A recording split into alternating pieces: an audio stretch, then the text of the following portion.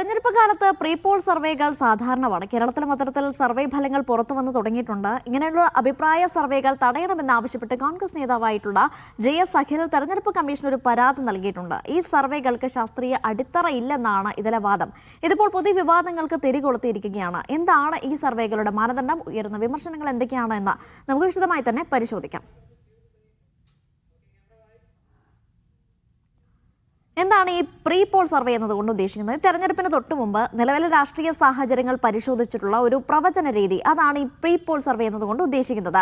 ഈ ജനങ്ങളുടെ രാഷ്ട്രീയ അഭിപ്രായങ്ങളാണ് ഇതിൽ പൊതുവെയും പരിഗണിക്കുക. ഒപ്പം തന്നെ നേരിട്ടോ ഓൺലൈൻ വഴിയോ ഒക്കെ ഇങ്ങനെയുള്ള സർവേകൾക്ക് വേണ്ടി ഡാറ്റകൾ ശേഖരിക്കാറുണ്ട്.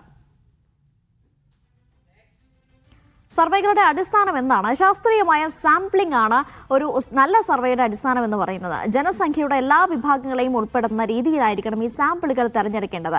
ചോദ്യങ്ങൾ ഒരു വിഭാഗത്തിന് മാത്രം അനുകൂലമാവുകയും ചെയ്യരുത്. എങ്കിൽ മാത്രമേ സർവേ ഫലങ്ങളിൽ ആധികാരികത ഉണ്ടാവുകയുള്ളൂ. പ്രീപോൾ സർവേക്കെതിരെ വിമർശനങ്ങൾ ഉയർന്നൊരു സാഹചര്യമാണ് നിലവിലുള്ളത്. നമ്മൾ ആദ്യം സൂചിപ്പിച്ചതുപോലെ തന്നെ കോൺഗ്രസ് നേതാവായിട്ടുള്ള JS അഖിൽ തെരഞ്ഞെടുപ്പ് കമ്മീഷൻ ഒരു പരാതി നൽകിയിട്ടുണ്ട്. ഈ വോട്ടിങ്ങിന് മുമ്പുള്ള സർവേകൾ നിരോധിക്കണമെന്നാണ് പരാതിയുടെ ഉള്ളടക്കം എന്ന് പറയുന്നത്. ഇതിനോടൊപ്പം തന്നെ പുറത്തു വന്ന സർവേകളുടെ അടിസ്ഥാനം എന്താണ് എന്നുള്ള ചോദ്യം കൂടി ആ പരാതിയിൽ ഉന്നയിക്കുന്നുണ്ട്.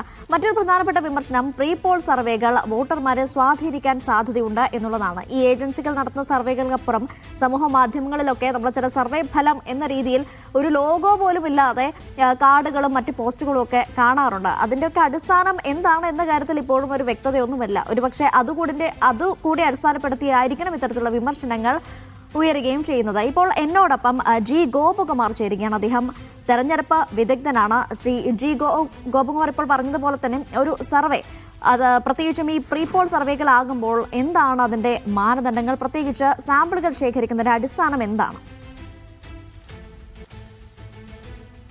സാമ്പിളിന് പല രീതികളുണ്ട്. സാമ്പിൾ സെലക്ട് ചെയ്യാൻ പല രീതികളുണ്ട്. ഏറ്റവും ലളിതമായ മാർഗം റാൻഡം സാമ്പിളിങ്ങാണ്. പക്ഷേ സിസ്റ്റമാറ്റിക് ആയിട്ടുള്ള സാമ്പിളിംഗ് ഉണ്ട്.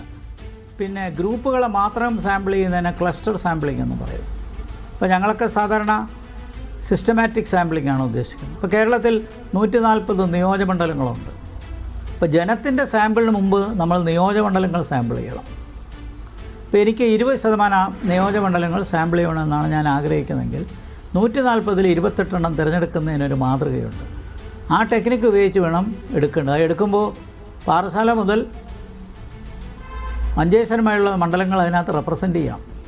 അങ്ങനെ റെപ്രസെൻ്റ് ചെയ്യുമ്പോൾ ആ 28-നകത്ത് ഒരു ക്രോസ് സെക്ഷൻ വരും. ഈ തെരഞ്ഞെടുപ്പിന് മുമ്പുള്ള സർവേകളുടെ ആധികാരികത അത് എത്രത്തോളമാണ്, പ്രത്യേകിച്ച് ഇന്നത്തെ രാഷ്ട്രീയ സാഹചര്യത്തിൽ?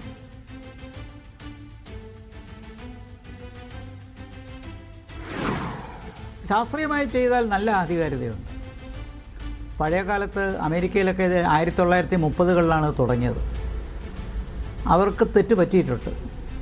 പിന്നീട് ടെക്നോളജി സാങ്കേതികവിദ്യ വർദ്ധിച്ചതും ജനങ്ങൾക്ക് സർവേകളിൽ പരിചയം വന്നതിന് ശേഷം അവിടെയൊക്കെ ഇപ്പോൾ സർവേ ചെയ്യാൻ ഒരു ബുദ്ധിമുട്ടില്ല. അവരെ കാണാൻ പോലും പോകേണ്ട ബുദ്ധിമുട്ടില്ല.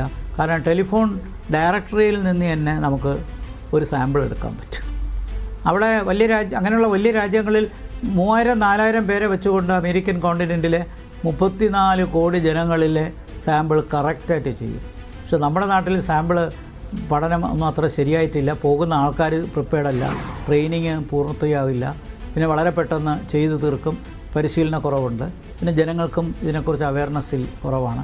അതൊക്കെ കൊണ്ട് പലപ്പോഴും ഇതിൻ്റെ ആക്യുറസിയിൽ തെറ്റ് വരാൻ സാധ്യതയുണ്ട്. അതാണ് നമ്മളിപ്പോൾ ഈ ആധികാരികതയെ ചോദ്യം ചെയ്തുള്ള പലതരത്തിലുള്ള വിമർശനങ്ങളും ഉയർന്ന സാഹചര്യമാണ്. നേരത്തെ ഉയർന്നു വന്ന ഒരു കോൺഗ്രസ് നേതാവിൻ്റെ പരാതിയും അത് തന്നെയാണ് സൂചിക്കുന്നത്. പ്രത്യേകിച്ചും ഈ വോട്ടർമാരെ ഈ പ്രീ പോൾ സർവേകൾ സ്വാധീനിക്കാൻ സാധ്യതയുണ്ട് എന്നാണ് ഉയർന്നു വരുന്ന പ്രധാനപ്പെട്ട ഒരു വിമർശനം.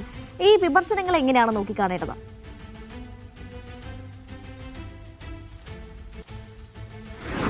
അത് വോട്ടർമാരെ സ്വാധീനിക്കാനുള്ള സാധ്യത താരതമ്യേന കുറവാണ്. കാരണം ഇപ്പോൾ കേരളത്തിലിപ്പോൾ നിരവധി സർവേകൾ UDF വരും, LDF വരും, NDA വരും എന്നൊക്കെ പറഞ്ഞ് മാറി മാറി പ്രഖ്യാപിക്കുന്നുണ്ട് സോഷ്യൽ മീഡിയ. കൂട്ടത്തിൽ നിയോജകമണ്ഡലങ്ങളുടെയും പ്രഖ്യാപനമുണ്ട്. അതുകൊണ്ട് ഇത് സ്വാധീനിക്കുന്നതിൻ്റെ പരിമിതി കുറവാണ്. ഇതിൽ ഞങ്ങളുടെ തിയറി എന്ന് പറയുന്നത് എന്തെങ്കിലും രീതിയിൽ സർവേ സ്വാധീനിക്കുന്നുണ്ടെങ്കിൽ അത് ഒരു 3-4 തരത്തിലാണ്. ഒന്ന്, എല്ലാ സർവേകളും ഒരു പാർട്ടിക്ക് അനുകൂലമായി പറയുകയാണെങ്കിൽ അത് ഒരു എഫക്റ്റ് ഉണ്ടാക്കും. ഞങ്ങളതിനെ ബാൻഡ് വാഗൺ എഫക്റ്റ് എന്ന് പറയും. ഒരു തരംഗം സൃഷ്ടിക്കലാണ് ഒന്ന്. ഇപ്പോൾ ചാനലുകളും സോഷ്യൽ മീഡിയ ഒരുപാടുള്ളത് കൊണ്ട് ഈ ബാൻഡ് വാഗൺ എഫക്റ്റ് കുറവായിരിക്കും. രണ്ട്, സർവേകളിൽ കൂടി തന്നെ ഒരു പെർസെപ്ഷൻ ഉണ്ടാക്കും ഒരു കാൻഡിഡേറ്റിനെ കുറിച്ച്, ഒരു പാർട്ടിയെക്കുറിച്ച്. ആ നിലയിലൊരു സ്വാധീനം ഉണ്ടാകും.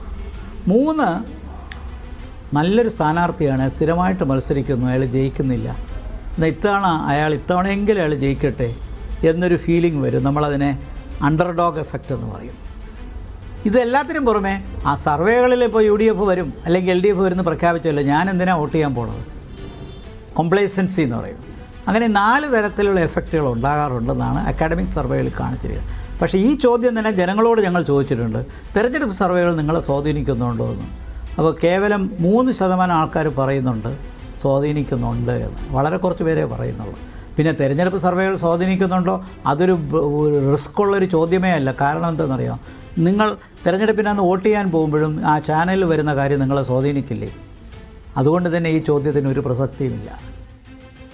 വളരെയധികം നന്ദി ശ്രീ ജി ഗോപകുമാർ താങ്കളുടെ പ്രതികരണത്തിന്. ഏതായാലും ന്യൂസ് ഡീകോഡ് ഇവിടെ പൂർണ്ണമാവുകയാണ്. നാളെ വീണ്ടും കാണാം. നമസ്കാരം.